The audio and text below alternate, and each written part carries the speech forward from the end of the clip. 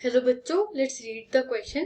Question says correct the following statements and rewrite. हमें यहाँ पे दो स्टेटमेंट्स गिवन है बट वो इनकरेक्ट स्टेटमेंट्स है, तो उन्हें करेक्ट करके फिर से लिखना है।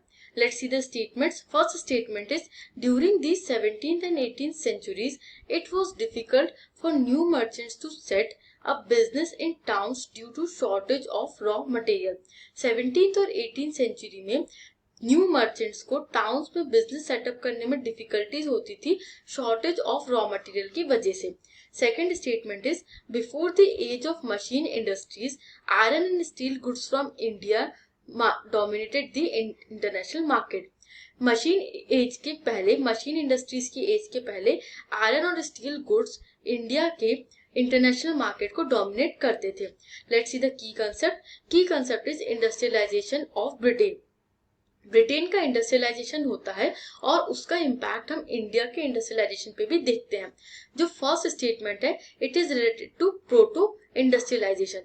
प्रोटो इंडस्ट्रियलाइजेशन मतलब फैक्ट्रीज और मशीन्स के प्रॉपर यूज के पहले जो लार्ज स्केल प्रोडक्शन होता था उससे हम प्रोटो इंडस्ट्रियलाइजेशन कहते हैं।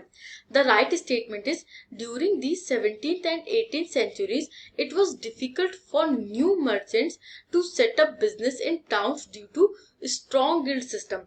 हमारे स्टेटमेंट में क्या दिया हुआ है? Due to shortage of raw materials. तो रॉ मटेरियल्स की शॉर्टेज नहीं थी, रॉ मटेरियल्स तो इम्पोर्ट हो रहा था ब्रिटेन में काफी ज्यादा, बट प्रॉब्लम थी और स्ट्रॉन्ग गिल्ड सिस्टम की, और स्ट्रॉन्ग गिल्ड सिस्टम की वजह से मोनोपोली स्टैब्लिश थी जिससे कि न्यू मर्चेंट्स नहीं एंटर कर पा रहे थे टाउन्स के बिजनेसेस में। Second is Indian textile trade.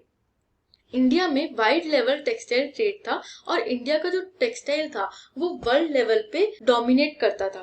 Let's see the correct statement. Before the age of machine industries silk and cotton goods from India dominated the international market.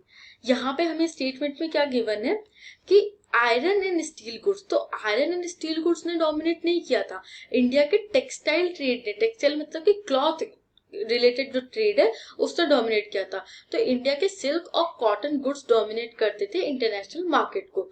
I hope you understood this question. Thank you and best of luck.